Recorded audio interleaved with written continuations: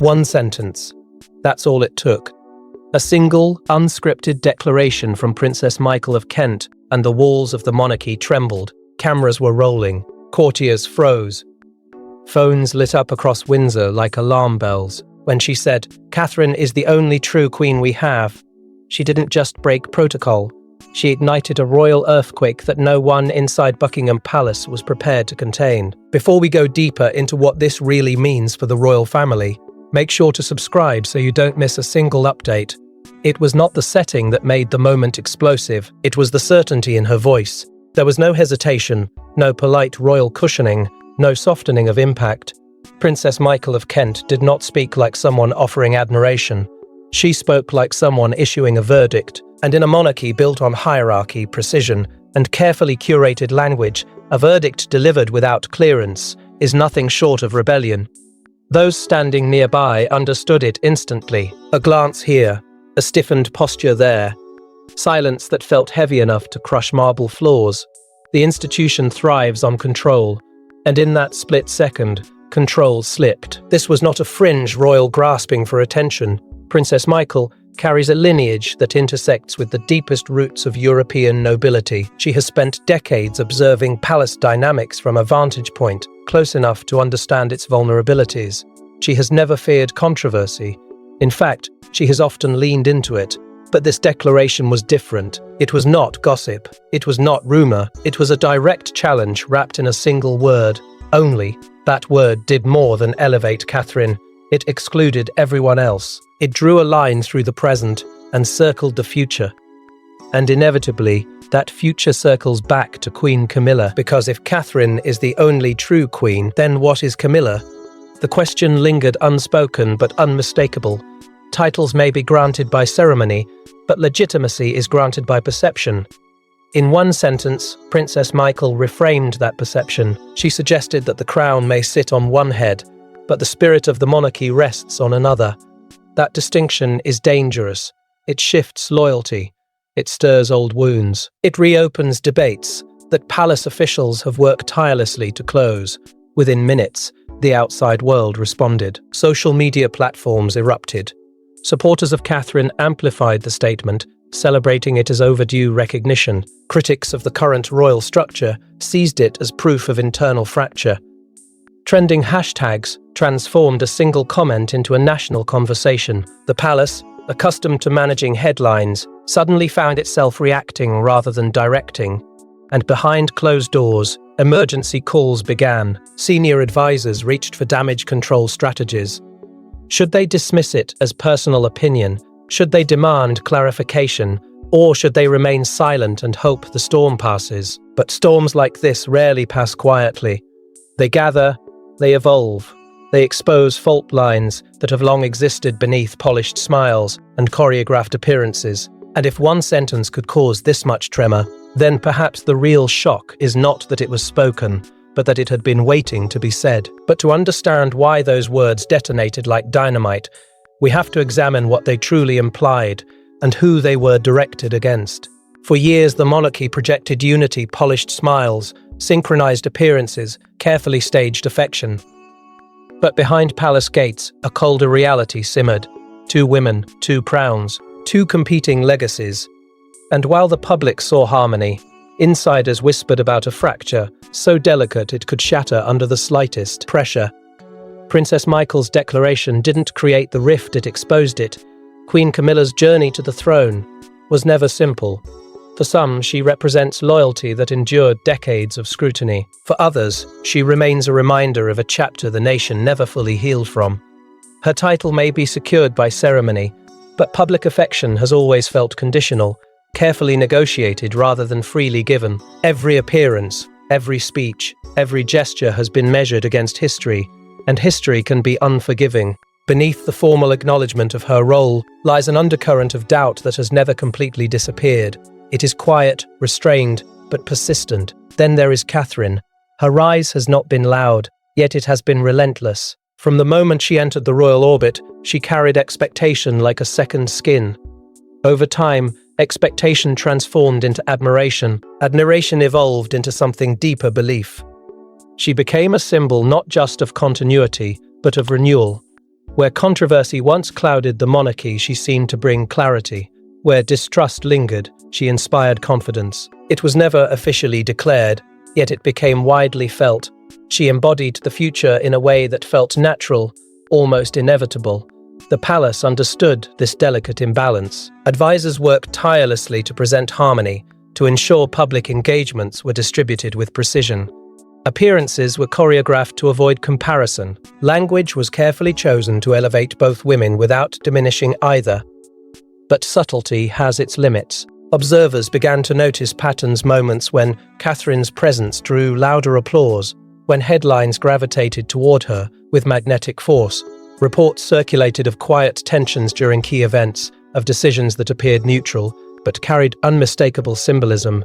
No confrontation, no open conflict, just the slow accumulation of contrasts. Within the household itself, a generational divide deepened the complexity.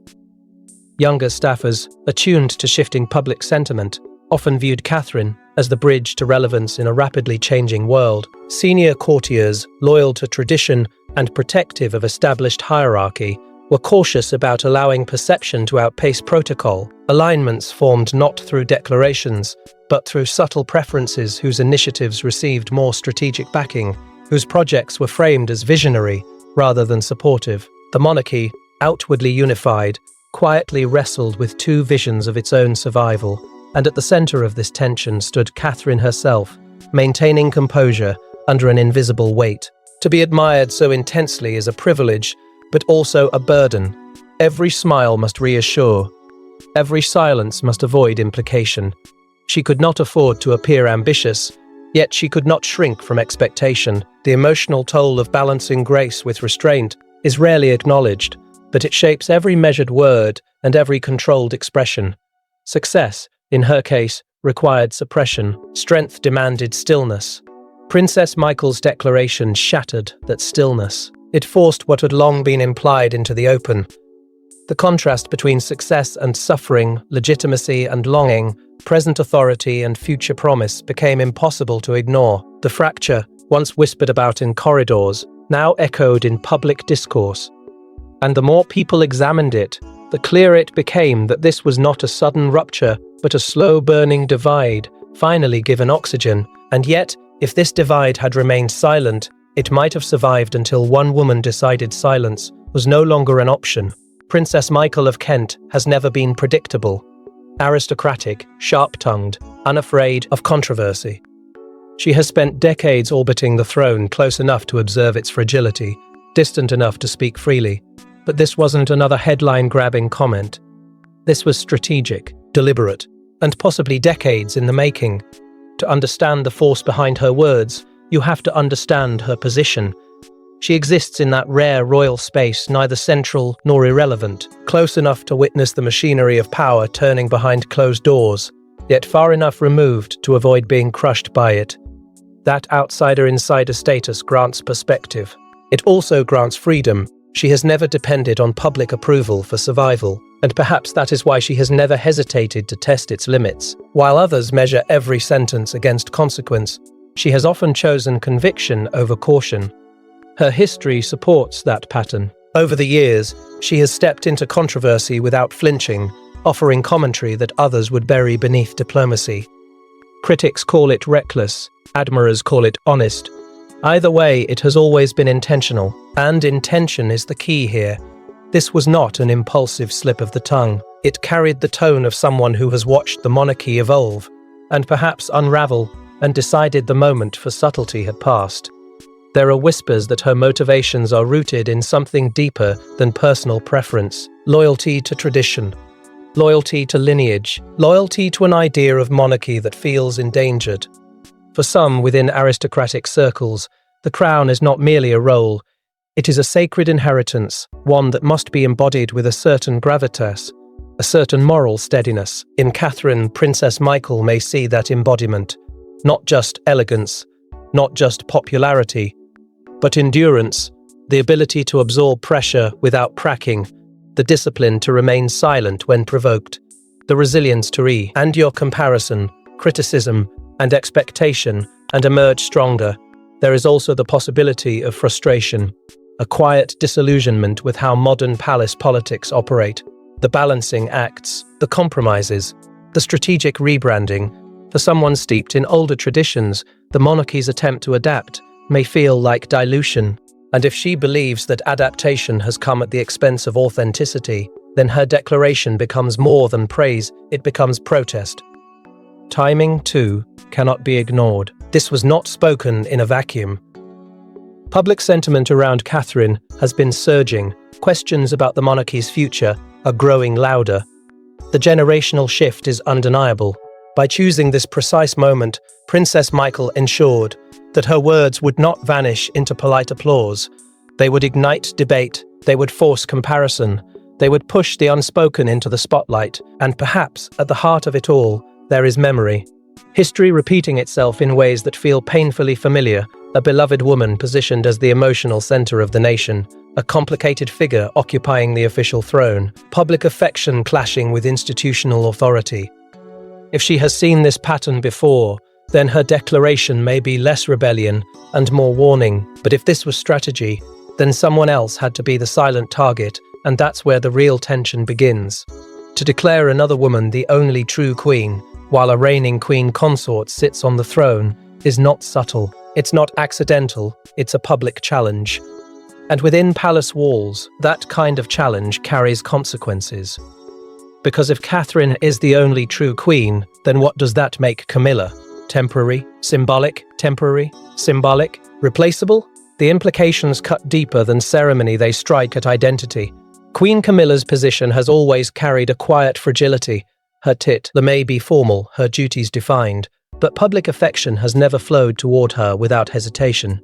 For decades, her story was entangled with controversy, shadowed by heartbreak that captured a nation's sympathy. Even after years of service and steady commitment, a layer of skepticism remained.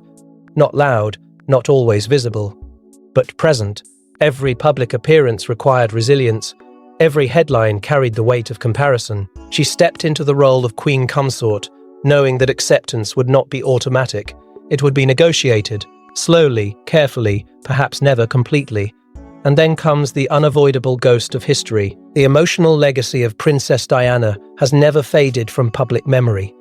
It lingers in collective imagination, in unspoken loyalties, in the deep emotional imprint she left behind. For some, Camilla's ascent felt like a rewriting of a story they never wanted revised. The palace worked tirelessly to reshape perception, to emphasize stability, devotion, and maturity. Over time, resistance softened. But it did not disappear. It simply became quieter. And now, with one sentence, that silence has been disturbed again, because Catherine represents something different. She is seen not as a controversial figure, but as a bridge between past and future. Where Camilla symbolizes a complex chapter of reconciliation, Catherine symbolizes continuity without conflict. She embodies a modern monarchy that feels both traditional and accessible. Her composure under scrutiny, her careful restraint, her visible devotion to duty, all of it has cultivated a sense of inevitability. The public does not debate whether she will be queen, they anticipate it. And in that anticipation lies a dangerous psychological shift. Inside the palace, advisors understand the volatility of perception. They know that legitimacy is not just about coronations, but about confidence. Princess Michael's words threaten that confidence. If the public begins to internalize the idea that Catherine is the true queen, then Camilla's authority risks being viewed as transitional rather than foundational. Damage control becomes urgent. Discussions unfold behind closed doors about response strategies. Should they publicly affirm unity? Should they emphasize Camilla's contributions more forcefully? Or would drawing attention only deepen the divide? The wrong move could inflame an already sensitive narrative. And then there is Charles III. His position in this emotional triangle is perhaps the most precarious of all. As king, he must protect the integrity of the crown. As husband, he must protect his wife. As father, he must prepare his son and daughter-in-law for their future roles. Loyalty becomes a delicate balancing act. Any overt defense of Camilla risks appearing defensive. Any visible warmth toward Catherine risks fueling speculation. Silence, too, carries meaning. The psychological pressure is immense. He is not merely navigating public opinion. He is navigating legacy. The tragedy of it all lies in the contrast between triumph and vulnerability. Camilla has endured criticism, waited decades for recognition, stood beside Charles through relentless scrutiny. And now, just as stability seemed secured, a single declaration threatens to reopen old doubts. Success achieved through perseverance now feels fragile again. Identity feels questioned. Position feels conditional. But the monarchy's survival doesn't hinge on emotion. Alone, it hinges on succession, power, and the future. Every monarchy lives in two timelines, the present ruler and the inevitable successor. Catherine is not queen yet. But in the eyes of millions, she already is. Princess Michael's declaration didn't crown her physically. It crowned her symbolically. And in monarchies, symbols are more powerful than titles. Catherine's journey into this symbolic coronation did not happen overnight. She entered royal life as an outsider, scrutinized for everything from her background to her bearing. There were whispers about whether she could withstand the pressure, whether she understood the magnitude of the institution she was marrying into. But pressure did not diminish her. It refined her. Over time, she evolved from a young woman adapting to protocol into a figure who seemed to embody it effortlessly. That transformation was not dramatic. It was disciplined, steady, and that steadiness built trust.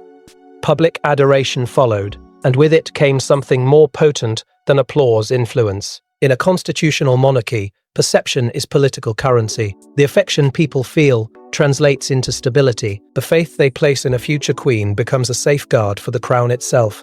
Catherine's popularity is not merely sentimental, it is strategic capital. It reassures markets of continuity. It reassures allies of predictability. It reassures citizens that the institution has a future that feels both dignified and human. That reassurance is powerful. And power, even when unspoken, shifts balance. Standing beside her is William, steady and observant. His role in this transformation is subtle but essential. He does not compete for attention, he reinforces it. Together, they project unity without force, authority without aggression. As heir, he understands that his reign will be defined not only by his decisions, but by the woman who stands beside him. The growing perception of Catherine as the true embodiment of the monarchy elevates him as well.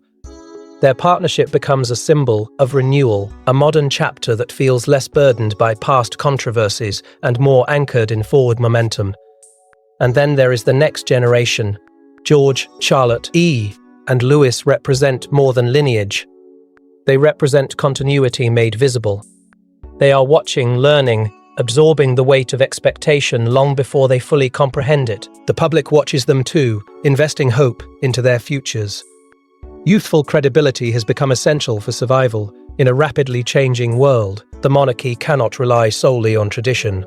It must project vitality. Catherine, as a mother navigating both public duty and private devotion, reinforces that vitality. She bridges the old and the new in ways that feel authentic, rather than manufactured. But admiration comes at a cost. Catherine's resilience under scrutiny is remarkable, yet it demands constant composure. She cannot appear ambitious. She cannot appear dismissive. Every gesture is interpreted, every silence analyzed. The symbolic crown she now wears in public imagination is heavier than any jeweled diadem. It requires her to embody strength without arrogance, warmth without weakness. That balance is exhausting, yet she maintains it because she understands that in monarchy, perception is destiny. The momentum building around her is exhilarating and dangerous. Public belief can accelerate change faster than protocol anticipates. When people begin to speak of her as the true queen before her time, it alters expectations. It pressures the present while elevating the future, and institutions rarely move comfortably when pushed by emotion rather than schedule. But when momentum builds too quickly, it forces a reckoning, especially inside a palace that fears losing control of its own narrative. Within hours of the declaration, doors reportedly closed. Advisors assembled, statements were drafted, redrafted, deleted, because one rogue comment can undo months of carefully curated messaging. The monarchy thrives on precision, and Princess Michael had just introduced chaos. Inside the palace, the response was not dramatic in appearance, but it was urgent in substance. Communications teams moved quickly, assessing headlines, monitoring reactions, calculating the lifespan of the controversy. Every word spoken publicly by a royal figure carries institutional weight, and this one had detonated without warning. Containment became the immediate objective, not confrontation, not retaliation, containment. The question was not whether the comment mattered. It clearly did. The question was how to prevent it from reshaping the narrative entirely. Discussions unfolded around a central dilemma. Should they issue clarification or allow silence to swallow the story? A public correction could signal disunity, exposing cracks the monarchy insists do not exist. Yet ignoring the remark risked allowing it to crystallize into accepted truth. The more it circulated unchallenged, the more it solidified in public imagination. Strategy became a chessboard of optics. Move too quickly, and it appears defensive. Move too slowly, and perception calcifies. There was also the undeniable risk of amplification. In modern media cycles, denial often fuels attention. An official response might elevate the declaration from controversy to crisis. Advisors understood this pattern well. Sometimes, restraint preserves stability. But this was not a minor misunderstanding. It struck at legitimacy. The words, "only true queen," reverberated far beyond admiration. They implied hierarchy. They implied preference. They implied a future already decided. William's response, by most accounts, was measured. He is known for absorbing shock before reacting. For him, this was not merely a family matter, it was a preview of his own reign. He would inherit not just the crown, but the consequences of how this moment was handled. A visible reaction could appear ambitious. A dismissive one could seem ungrateful. So he chose observation, watchful, calculating, allowing the storm to reveal its direction before stepping into it. His silence was not passive, it was strategic. Catherine mirrored that restraint. She neither acknowledged nor distanced herself from the declaration. Her composure remained intact. That silence spoke volumes. To respond would be to validate the hierarchy suggested by Princess Michael. To reject it would appear false or rehearsed. By saying nothing, she preserved dignity. Yet silence in such moments is a delicate instrument. It protects, but it also invites projection. The public fills gaps with assumption. For Charles III, the dilemma cut deeper. Discipline Princess Michael and risk validating the narrative of division. Distance himself publicly and risk appearing detached from his own family. Say nothing and risk looking indecisive. The monarchy he leads depends on unity, or at least the illusion of it. This was not merely a communications crisis. It was a test of authority.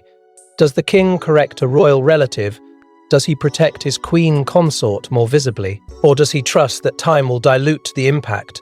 In institutions this old, sometimes the most powerful action is inaction. Doing nothing can signal confidence, but it can also signal vulnerability. Overreaction can fracture credibility. Underreaction can erode it quietly. Every option carries consequence. Every silence carries interpretation. The palace understood that this was no longer about one woman's words. It was about the narrative arc of the monarchy itself. Yet the most dangerous response might not come from the palace at all. It might come from the public. Monarchies survive not just by bloodline, but by belief. And belief is fragile. In living rooms, on social feeds, across Commonwealth nations, a conversation erupted. Has Catherine already become the queen in spirit? Princess Michael didn't create that sentiment, she gave it a voice. The reaction was immediate and overwhelming. Support for Catherine surged with a kind of emotional intensity that institutions cannot manufacture. Messages flooded timelines. Commentators dissected the statement from every angle. But beneath the analysis was something far more powerful than debate. It was conviction. People were not merely defending Catherine, they were affirming her. They spoke of her grace under pressure, her loyalty, her quiet strength. They described her not as a future possibility, but as a present certainty waiting for formal recognition. Hashtags began trending within hours, turning admiration into momentum. Phrases declaring her the people's queen resurfaced with renewed force, echoing sentiments once reserved for another beloved royal figure. Comparisons to Diana were inevitable, but this time they felt less nostalgic and more prophetic. Where Diana had embodied emotional connection in her era, Catherine now seemed to represent stability in a restless age. The devotion was not identical, but it was unmistakably deep. It carried warmth, but also expectation. Yet not everyone responded the same way. A generational divide sharpened the conversation. Younger voices embraced the shift openly, seeing Catherine as the face of a modern monarchy that feels grounded and relatable. Older loyalists, more protective of tradition, cautioned against premature elevation. To them, hierarchy matters, titles matter, protocol matters. The idea of crowning someone symbolically before her time felt destabilizing, and so the debate grew not hostile, but intense. It was no longer about one comment. It was about identity. Pressure began to mount on palace leadership. Silence, once strategic, now felt heavy. Every passing day without clarification seemed to validate the public's interpretation. The monarchy has always relied on distance to preserve mystique, but in an era of constant connectivity, distance can look like detachment. Advisors understood that belief, once ignited, rarely retreats quietly. It either matures into consensus or hardens into division. Neither outcome can be ignored. At the heart of this surge was something deeply emotional. Catherine's connection with the public does not rest on spectacle, it rests on perceived sincerity. She appears devoted to family, committed to service, careful with words.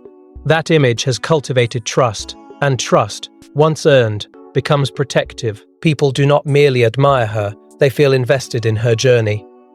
They see in her a reflection of resilience, someone who entered a demanding world and adapted without losing herself. That narrative resonates powerfully.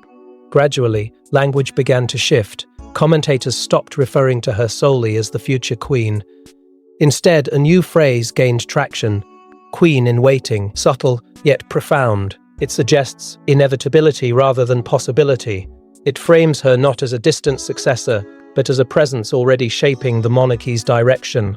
Words matter. They plant expectations, and expectations, when shared by millions, can influence outcomes in ways protocol never anticipates. The contrast between ceremony and sentiment grows sharper with each passing day.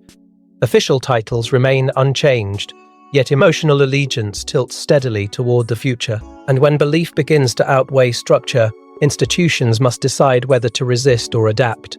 But belief alone cannot change hierarchy unless the hierarchy begins to shift from within. If Princess Michael's declaration was spontaneous, it would fade. But what if it wasn't? What if this was the opening move in a quiet repositioning of power? Monarchies evolve not through explosions, but through whispers that become inevitabilities. And in that whisper, Catherine's future may already be written. Speculation began to swirl almost immediately. Not loud, not officially acknowledged, but persistent. Observers started to question whether subtle alignments had been forming long before that sentence was ever spoken. Within institutions as ancient as the monarchy, shifts rarely occur in dramatic revolutions. They unfold through influence, through proximity, through quiet consensus. The idea that certain senior figures may already see Catherine as the stabilizing force of the next era does not feel implausible. It feels strategic, because survival depends on foresight, and foresight often requires choosing a center of gravity before the public demands it. William's presence has grown steadily more pronounced. His tone has sharpened into that of a statesman rather than merely an heir. He speaks with confidence that suggests preparation rather than anticipation, and standing beside him, Catherine appears less like a supporting figure and more like an equal axis of authority. Their engagements increasingly carry the weight of transition, not overtly, not ceremonially, but symbolically. The optics feel deliberate, the messaging feels future-focused. It is as if the monarchy is rehearsing for a chapter not yet formally announced. At the same time, some have noted Camilla's reduced prominence in certain key appearances. Whether coincidental or intentional, perception interprets patterns quickly. When engagements highlight William and Catherine as a united front, when narratives emphasize youth, stability, and continuity, it subtly shifts attention forward. The present remains intact, but the spotlight begins to warm the next act. And in royal dynamics, warmth is influence. Strategic positioning is rarely acknowledged publicly. It exists in invitations extended, in responsibilities assigned, invisibility calibrated carefully. Catherine's portfolio has expanded with precision. Causes aligned with long-term societal impact, initiatives that reinforce compassion and competence simultaneously. She does not overreach. She does not appear impatient. That restraint is itself strategic. It prevents accusations of ambition while allowing inevitability to grow organically. She remains composed, measured, unwavering, and that steadiness strengthens the perception that she is already inhabiting the role she has yet to officially claim. Recent royal events have carried symbolism that few miss, the language used in speeches, the framing of family unity, the subtle emphasis on generational continuity. Each detail adds to a narrative that feels less accidental and more curated. The monarchy understands the power of optics. It understands the necessity of gradual transition, and perhaps it understands that the public's emotional investment in Catherine cannot simply be ignored or suppressed. It must be integrated. If this is indeed a pivot, it is not abrupt. It is subtle, a recalibration rather than a rupture, a careful leaning toward a William and Catherine era without declaring its arrival. And in that lean lies both promise and peril, because any perceived acceleration risks destabilizing the present leadership. The balance must remain delicate. Too much emphasis on the future, and the current reign appears diminished. Too little, and momentum risks turning into frustration. Princess Michael's declaration may have been the catalyst, but it may also have been confirmation, a signal that what has been forming quietly is now visible enough to name, and once named, it becomes harder to deny. And as the dust settles, one question lingers: was this declaration reckless or prophetic? History remembers moments like this, not for their noise, but for their consequence. A sentence spoken boldly, a hierarchy questioned publicly, a future quietly reshaped. Princess Michael of Kent may have ignited controversy, but she may also have revealed an inevitable truth the monarchy can no longer ignore. The monarchy now stands at a crossroads that feels both fragile and transformative. On one path lies tradition, rigid, ceremonial, anchored in protocol that has survived wars, abdications and revolutions. On the other lies evolution's subtle adjustments, designed to keep relevance alive in a restless world. Princess Michael's declaration forced those two paths into collision. It did not topple the structure, but it exposed the tension between preserving order and acknowledging change. And once tension becomes visible, it demands resolution. Catherine has become the living embodiment of that transformation. She represents continuity without controversy, modern values without rebellion.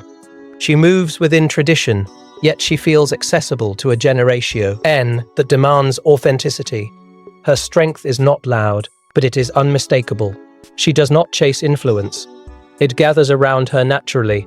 That magnetism is both a gift and a burden, because when the public begins to see you as the future, the present becomes a waiting room, and waiting rooms create impatience.